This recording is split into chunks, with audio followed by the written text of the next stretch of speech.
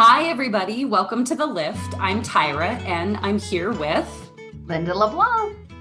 Welcome, everyone. Today, we're going to be talking about content from Chapter 2 from our book, Building and Sustaining Meaningful and Effective Relationships as a Supervisor and Mentor. And we're really going to be focusing on content related to developing collaborative supervisory relationships that can proceed in a healthy way for both parties. I'm really excited about this content, Linda. Me too.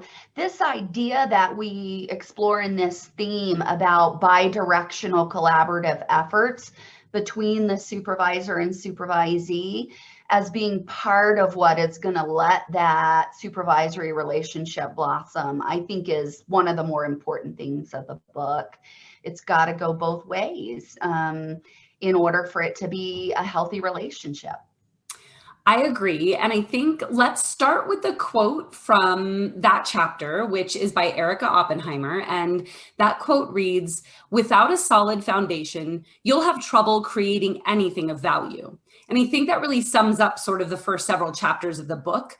The idea is if you don't know a little bit about yourself, if you don't know a little bit about why you are having these supervisee or mentorship relationships, and that if you're not creating space for the supervisee or trainee to sort of think about and have these conversations with you, you're likely not setting that solid foundation. So let's start by talking a little bit about where that kind of framework of viewing supervision or mentorship or coaching, fill in the blank, whatever you want to say, as a relationship as opposed to just a transaction or some part of your job. Where did that come from, Linda?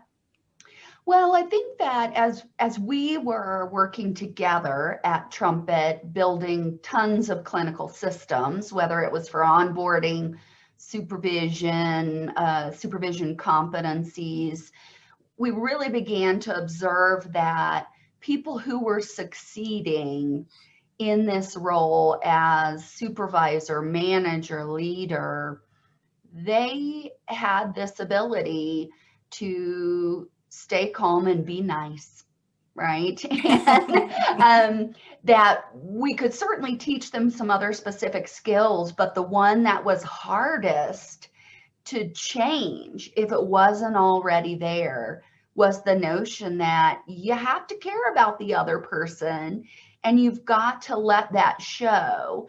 This is kind of that get more with honey than vinegar. Right. And to that really informed the article that we wrote in 2016 on recommended practices for supervision, and the one on repairing and identifying broken relationships in supervision and how that can really negatively influence performance. I think people don't always realize how closely connected the quality of the relationship and the quality of the performance of the supervisee are. Yeah, I think that's absolutely right. And I remember as we were working on those articles together, and then also with our colleague, Dr. Amber Valentino, really sort of talking about all of our experiences where you had people that had fantastic clinical skills, so bright, but really just struggling to support the folks that they were supervising, to have effective training relationships. And I think that is where we realized that folks were maybe not getting this content in their coursework. Maybe they weren't having a structured experience in their supervised field work hours that folded in supervision as a relationship, the importance of bi-directional feedback, the idea that this should be collaborative. Like, they may not have had that experience, so they are then not likely to sort of start behaving that way. They're more likely to engage in what was modeled for them in their supervisory experiences. And I think your 2015 article on how important it was to look back at your influences and your mentors, and that we all should spend some time doing that because we are the sum total of all of our experiences. And doing so gives us a little bit of control. Like, it may be revealed to us that we have some behaviors in our repertoires that aren't really in line with how we want to be because of what we've experienced in the past. And if we don't reflect on it, we can't sort of be purposeful and make some change around those things. So I think that idea that you have to look back at what you've experienced and then decide what you want to bring to the table for other individuals was sort of a starting point for us. Absolutely. And I think, people are often unaware of the risks if they're not approaching supervision in a collaborative way and both parties don't feel respected, valued, and acknowledged. And often the phrase you hear is people say, I don't like them, or they don't like Right. me. They think it's about liking, and it's not. It's not it is about respecting, valuing, and acknowledging what someone wants and expects to get from supervision and what you want and expect them to do as part of the learning experience. And I think that if you don't start strong and get to know each other as colleagues, professionals, Sure. then you're going to have some things sneak up on you. I think in times when I've had to step in to try to facilitate or maybe even take over as a supervisor, I was quickly able to detect that there had never been a discussion about expectations, and that the supervisee clearly wanted to get some things from supervision, but they never felt like they had an opportunity to say that and didn't know that they could say that, or perhaps it had been indirectly indicated by the supervisor that they were in charge of this business and they were going to be the one with the input and what have you. And I mean, the risk is that the experience really goes off the rails and that everybody's pretty unhappy, or Boy, that howdy. it goes off the rails, but that nobody learns anything from it. Or at the very least, they're not maximizing, and they may be kind of learning some non-optimal repertoires, right? Responding away from instead of towards difficult conversations and things like that. And this, one of the risks for me, I often think, I really like to wander. I like to go to a new city and just kind of get a little bit lost. And that's fine because that is me by myself. And I have set this expectation that I'm just going to explore. But if I'm with someone else, or if I need to get some certain things done, it's best not to just show up to a city, wander around and hope that I happen upon the right stores to get my to-do list done, right? I have a plan, I have a map, I have a list. I might even have some time expectations. And so I think another risk of not approaching it in that collaborative way is you are not going to have a shared map for how to get to where you want to go and what sorts of cool things you want to see along the way, right? So we don't want to waste that analogy. time. Yeah, love that analogy. Well, go ahead. I was just going to say to you, I think one of the things that is a tremendous strength of yours is your comfort and skills with respect to feedback in both directions, giving, receiving. Tell me a little bit about how you have set up situations for feedback to go both ways. Well, first of all, thank you. It's not even 8:30 a.m. and I'm already blushing. That was such a nice compliment. And likewise, all of the same things back to you around feedback. And if I am skilled at all, part of it is likely due to your mentorship, your modeling, the feedback you've given to me, which means both the nice, fun, and feel-good stuff, as well as times when, I need to be told something more difficult. So I think for me, the idea, I never had the idea that feedback was something bad, something to be feared, or something to not want. Now, that's not to say I haven't experienced sort of punishing feedback or feedback wielded in a way that wasn't really meant to improve my performance, but was kind of meant to put me in my place or make me feel bad. I have experienced that. But that's more about the feedback giver, not feedback itself. Feedback is a beautiful, wonderful, glorious thing. And all it is information about one's performance that can change their future performance in a desirable way. Do more of the thing, do less of the thing, do this other thing instead of that thing. So I think it's important to start talking about feedback right from the get-go and talk about it in a positive way.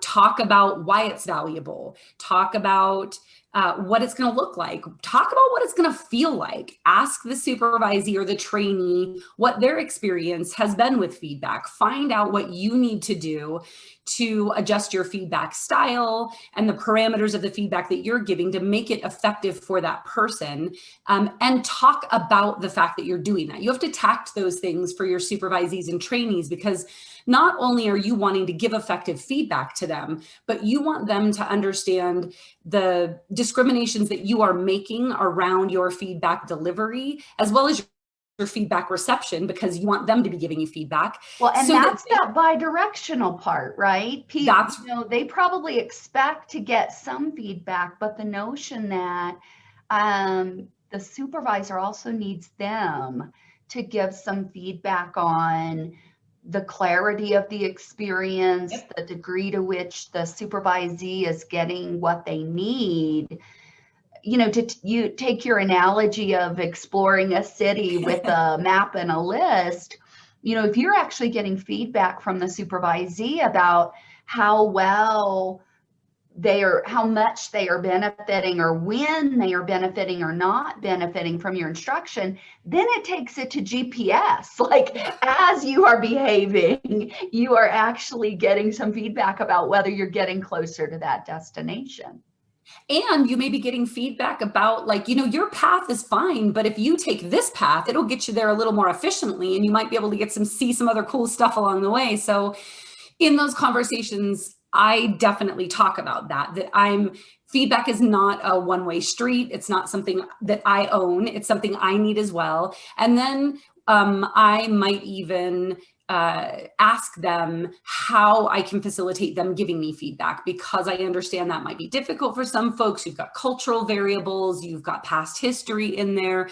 And one thing that you do, Linda, that I think is really lovely is when early on, when you're trying to sort of set that expectation that you want folks to give you feedback, you'll give the opportunity, but then you sort of immediately start giving some examples from which they can choose, because it might be hard for someone who hasn't given feedback to an authority figure to generate their own responses in that moment. So you might say, like, for example, how's the structure of, you know, our agenda going? Do you like this item before this item, or could we switch it? You know, you've been taking notes and posting them here. Would it be easier if you just emailed them? And you kind of give them a few things, sort of prime the pump. And I really like that. And that's something that I've done. Another thing I do is give the opportunity to get feedback in every interaction, even if it's brief. So at the end of a meeting, I might just say, okay, by the way, just checking. Anything I can do better? Do you need me to do? What can I do more of? What can I do less of? What do you need? Because I want it to be at strength and, you know, just a common part of everyday conversation, not that someone has to build up the courage to give feedback. It needs to just be as common as saying, hey, Linda, how are you doing? And also, what can I do better for you? Yeah, I agree. And if you're doing it every time, it won't get inadvertently correlated with, we had a somewhat awkward supervision session. And then that's when you're going to give, you know, feedback or what have you. You can always give feedback, and it's the good stuff and the other stuff too. I agree. Well, I'm sorry. Well, I was just going to ask you, you know, we have sort of laid out.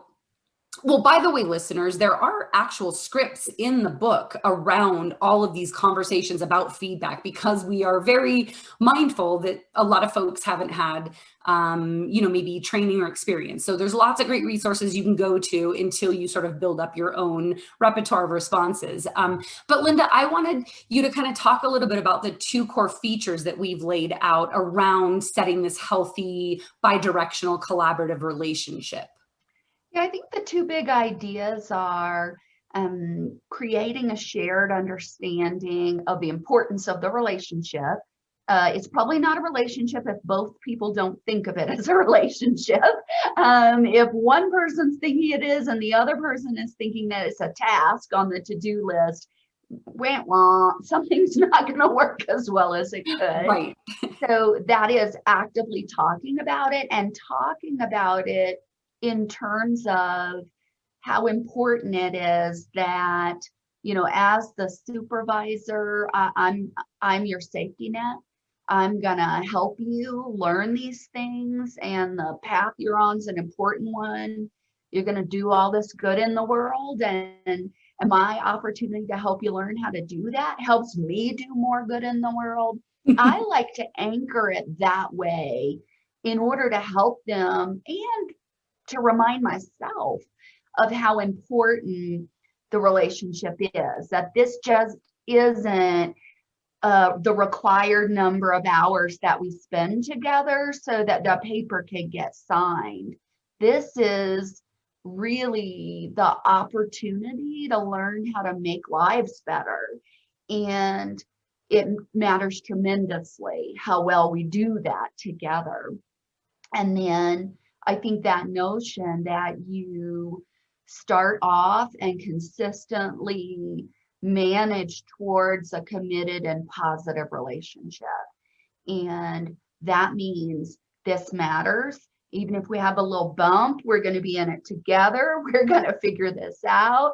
And there's going to be a whole lot of positivity and smiles, even if there are mistakes, and that we have to behave that way towards each other. And that really is about setting the expectations for how you're going to interact interpersonally together and with other people. And, this, particularly if the supervisee is new to more professional contexts, maybe they are in college or not in college. This could be a first or second job. Sure. Could definitely be the first time when they need to be perceived as the key to unlock a healthier, more productive future for a human being. And that's not small potatoes, that's responsibility. And so really setting those expectations for, we have to take this seriously, we have to help each other, we have to have absolute honesty, and we have to be professional. We can't, take the risk of, well, somebody got their feelings hurt and I'm not gonna say anything about it, and I'm just gonna stop talking to you. Like, it's way too important. And also, some of the expectations that are set that allow you to have that committed and positive relationship are about how you think about yourself as a professional, how you set the context of this professional activity above your personal thoughts, feelings, preferences, values, and why that matters, and the right way to do that so that you still meaningfully exist as a person, but don't make it all about you. That really is where I think people have to sometimes be coached, that you can let what is great about you show, but it's not all about what is great about you. It is about the good you can do in this professional context. And that comes along with some stuff like be on time, do it on time, high quality products, show up every day, really ready to sponge it up, learn, grow, bring your A game, and why it matters so much to do that, and to just get every single thing you possibly can from feedback. And that if if both people are doing that, it's also about the supervisor. Be professional, be kind, be nice, be on time, for heaven's sake, be present, and welcome that feedback and listen to it. If both parties do that, things are going to go tremendously better than if either party drops the ball on that.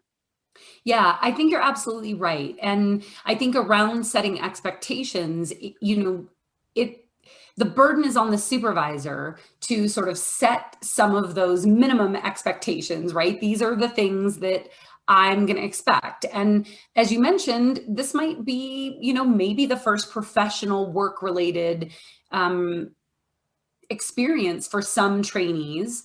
Or people may have not had, great structured experiences in the past. And so just a few examples for listeners, things like what are you two going to do when someone needs to cancel? Right? Are you going to text each other? Is it going to be through email? Is it going to be a phone call? Have you exchanged personal information if that's appropriate? Where are meeting notes going to be kept? What's your expectation around when an agenda should be prepared? Who's going to do it? Who's going to do what parts? Who's going to take notes? Where are they going to be stored? At what how soon after the meeting are they going to be stored? What's the expectation around deliverables? So if I say, okay, Linda, I'll get you that article, and I don't get you that article, that's a problem. And so setting those expectations early also for both parties, as you said. So not just what you're expecting from the supervisee, but what you think they should expect from you. It's essentially sort of like each other's bill of rights in this relationship. But if you're clear about those, you're also facilitating the likelihood that you can solicit feedback from your trainee and supervisee. And I think even being specific about, listen, we're talking a lot about feedback. Let me tell you a little bit about kind of what I expect when I'm giving you feedback. And lay that out early on. When I'm delivering feedback, it's not a time to kind of argue, even if you don't agree with me. And here's why. And if you don't agree with me, that's super cool. And here's how we're going to handle that. And if I'm not clear in my feedback, here's what you could say. You could say, oh, thanks so much for, pointing that out and explaining that to me. I'm not quite sure I still understand what that looks like. Could you show me? Could we watch a video? Could you go over it again? Could you explain it in a different way? So I think really laying that out for folks is important. And I know like we're talking about expectations and we're kind of moving into some of the more, specifics of the supervisory relationship. But earlier you were talking about, really communicating the importance of the relationship and that it needs to be committed and that everybody needs to kind of be on board to move this shit forward in a positive way. And I wanted to share with people something that you said yesterday. You were talking about, we were talking about the inherent power differential that exists in a supervisory or mentorship relationship. I mean, it's there, there's no way to get around it. And it could be exacerbated by a number of cultural variables and people's histories. And so you sort of started to say it's the supervisor's responsibility to kind of even the playing field. And then you kind of stopped and said, well, you can't even the playing field because there's already this inherent power differential. But what you need to do is communicate that both levels are equally valuable.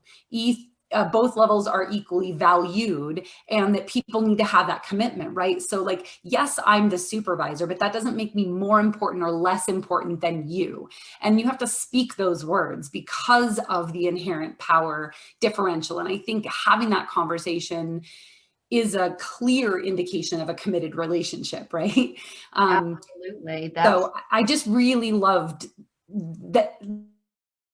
that way that you described it yesterday. Well, thank you. And I do think that's one of the most important things. And it could be something that it's a little harder to pay attention to.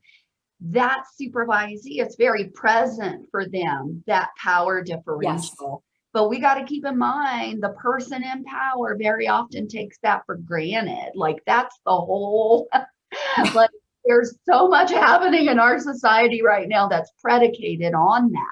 100%. So much change occurring. Hopefully we keep that going. But that notion that the person who is maybe a little higher in that hierarchy needs to recognize there could be some of that tension and talk about it openly, because Yep. it's too much of a burden on the other person to say. For you just can't expect them to say, is it going to be okay if I make mistakes?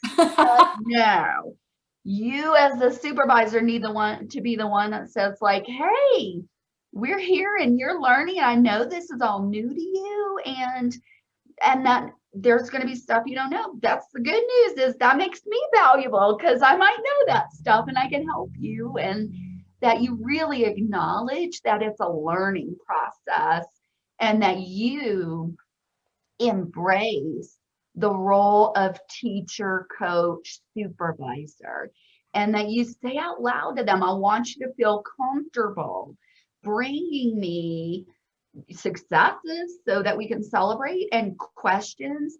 And even if it's a struggle or you thought it might be a mistake, that's okay, because mistakes are teachers, and we'll tear that apart and figure out why it happened and figure out how to fix it.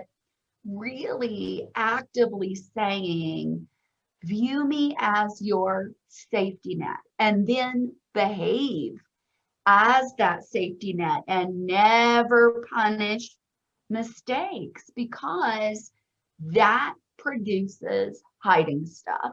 And that's the worst thing that can happen in a supervisory relationship. You've got to acknowledge that that supervisee is not going to be perfect. And guess what? The supervisor is not going to be perfect. So not. And so it's going to be like, show me, ask me, tell me, because you may actually do some things I've never seen before. And that's kind of part of what is great as a supervisor, is you get to learn and see so many different ways to approach the world successfully, and make the stuff that's not quite successful yet a little better. So that framing it positively, it's not a mistake, it's just not right yet. And guess what? The expectation is we're going to make it better, and we'll do it together. I think that helps to create a healthy learning context, along with a lot of other strategies. Yeah, I agree. And to that point, Dr. Jim Carr uses this phrase that something is susceptible for improvement, which I think is a lovely way to frame it. And I also think that one theme throughout the book around collaboration is giving space for the supervisee and trainee to explore their goals, what they want, what they're fired up about, what their expectations are. And in fact, there's an activity to do that in chapter 2 to facilitate getting that information. I think a lot of people think, I'm the supervisor, I know best, I pass the test, I know the task list. But you know what? Just like when we go to work with clients, we don't know their passions and their interests, and we certainly want to, because it will help us do a better job. So we need to make sure we're doing that. And then I think other pieces of that healthy, sort of committed learning context that you're talking about is being present in the moment, paying attention all the way to your supervisees and trainees. Don't multitask, don't be on your phone, don't be on your computer. You can buy them shoes later. Be prepared, because that shows that you are paying attention. You don't even talk about those shoes, Linda. Be ready, paraphrase what your trainees and supervisees are saying to you to demonstrate that you are in that moment, listening, be excited, like, wow, that's a really great question, or that's a super point, I never thought about it that way, or I'm so appreciative that you're prepared and you have these great questions for me. So make sure that you're having that attentiveness piece, and then make space for celebrating, invite and celebrate different perspectives, diversity, learning about someone's culture, learning new ways to do the same thing and get the same or better outcomes, right? I think we fall into that. I do it this way because that's the way I've always done it. But guess what? Your trainees and supervisees are smart as hell, and they bring experience that you don't have and you can benefit from. And not only that, they're going to make the experience for your other trainees and supervisees better if you're open to that. If you're open to hearing that feedback that maybe you could do that thing this way, or here's a new way of approaching it, or here's an article maybe you've never heard of. So I think that's really critically important. Yeah, and it's, in terms of like, how do you actually make that space and welcome the perspectives and diversity? Again, the supervisor has to be the one to kick this off. Yeah. And I just view it as you want to create clear stimuli that signal safety and welcoming. Yep. And you want to kind of prompt, share that perspective, share something that's important. And one of the ways you can do that is to acknowledge, like before you introduce a statement, acknowledge, well, my perspective is kind of like this. I'm thinking about it this way. This is important, and it kind of leads me to make that choice. What about you? Do you have a little bit of different perspective on that? Yeah. So that introduction of, well, this is my perspective, but clearly there can be different ones, really sets it up to be okay to talk about either, yeah, no, I actually agree with what you said, or yes, I also thought about this. And if you are giving those kind of lead-in prompts for someone to, give their perspective, share why something might be important, share what they know, over time, that might get to independence. But I think it's just like any other teaching or behavior change that we do. If you don't kind of create that stimulus control, get those prompts in there, fade them out, and what have you, you can't expect it to happen. So if you want it, create an environment that will actually occasion it, sustain it, and keep that communication really free flowing. And I think either open-ended questions or kind of framing things in a way that shows balance, right? Here's a way to think about it, but I'm wondering, is there another way to think about it? Yeah. Can really, I think, make it easier for someone to chime in. I really love it when I'm speaking with someone who clearly is more expert in an area than I am. And I'm nervous to share my perspective. And they may say something like, after they've shared theirs, they may say something like, so I'm really interested or excited to hear your thoughts or your perspective or what you think. And then I sort of think like, oh my gosh, they think I have something worthy to say. So I try to incorporate that because, I think people are fighting their histories. They're fighting internal, their private covert events that are saying like, oh my gosh, that person's so smart and I don't have anything interesting to add. Well, I think, yes, absolutely. People have histories. And let me tell you, no one has a perfect history with feedback, supervision, hierarchical relationships. It's almost like you have to assume that there are some negative experiences in the past of any supervisee, and you find a way to explore that positively. And that activity you mentioned before, the collaboration activity, is really designed to kick off that conversation. If, as a supervisor, you've never thought to have that before, we already came up with the questions. You can give that to your supervisee, your trainee, and say, hey, think about these things. And we're going to talk a little bit about that next time on both of our parts about, what's your experience with feedback, and what are you excited to show me that you are already good at, and what are you excited to get some help on? That notion of contextualizing what you don't do well yet is what I'm going to be excited to teach you. Yeah. So one way or another, we're all coming out to the good here.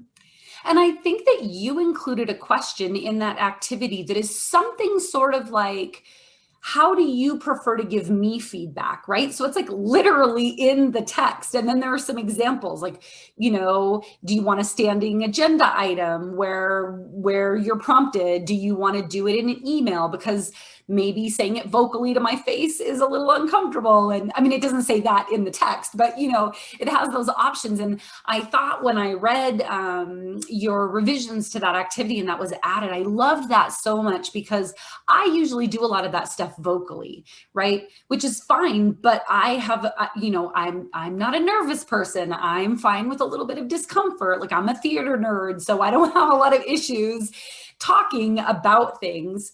And I forget sometimes that giving people that private space to sort of consume the information in text form, think about it, form their own response is so power giving versus me just vocally like barfing it. Like, okay, Linda, tell me how you want, how do you want to give me feedback? Like, I don't want to give you feedback. So I really loved that was added in that activity, because it's something you could do collaboratively, or you could give it to the supervisee or trainee, have them fill it out on their own where they maybe feel a little bit safer, and then bring it in and review it collaboratively. So I really wanted to point out to folks that question was included, because I thought that was super brilliant to have that in there. Well, as a professor for a long time, particularly doing like oral comps and dissertation defenses, I've just had so many experiences where you ask a question that seems simple, but the person's just a little nervous and amped up. And you can see that deer in the headlights. And I think like, okay, let's make this a little more multiple choice and get you going with that. And then it's like, oh, right, it's the second one. And then it like just really opens the gate for now I can show you what I know and tell you what's important. And so it really can, giving those options. And one of them is, I might be a little nervous to give feedback. Yeah. So let's chat about that. Yeah. And can really kind of open people up to get past that nervousness. I agree. I sure hope that folks find those activities and the feedback scripts that we've provided in there helpful. And I recommend that when folks are looking at those feedback scripts, get out a piece of paper and rewrite some in your own words, because the idea isn't to be a Linda or a Tyra. The idea is to use these prompts to enhance your own probably already awesome repertoires. So that's sort of the way I interact with those materials in the book, is I read it and then I think that's really smart, but that doesn't have my stank on it. Like, I wouldn't say it like that. And then I reword it in my own words. So just a tip for folks. Yeah. And I would say, one of the things that the overarching theme, maybe of the whole book, but certainly of this chapter, is about maybe supervisor, pay attention to how you're coming across. And there's already, with that little bit or a lot of that differential, you might have to go the little bit of extra mile to be perceived as nice. Like, just regular okay still might be intimidating. And so the things that you can do to just pay attention, to be welcoming, be pleasant, extra smiles, extra praise statements, pour it on. It costs you nothing and it gets you all the behavior change in the world. And when you are, we sometimes are super specific about corrective feedback and then super general about the good stuff.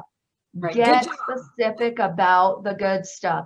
Thank you so much for showing up right on time and prepared. I think we really are going to get a lot out of supervision because of that. I can see the excitement and energy on your face. And that really brings the same thing out in me. Like, say it. There is so much. Don't let that stuff become the background, the wallpaper. Right. That's really what you're trying to get going in the beginning of the relationship. The first really month is about pour on the praise, pour on the positivity, set the expectations, and anything that matches it, praise the heck out of it.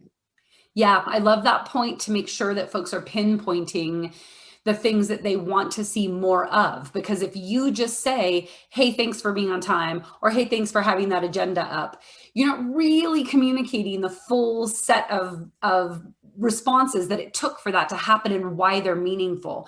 You got your agenda to me a day early. That is really important because, for example, I get more time to prepare for it, make sure I'm ready for you because I value this so much. But also that says to me how much you value my time and this relationship.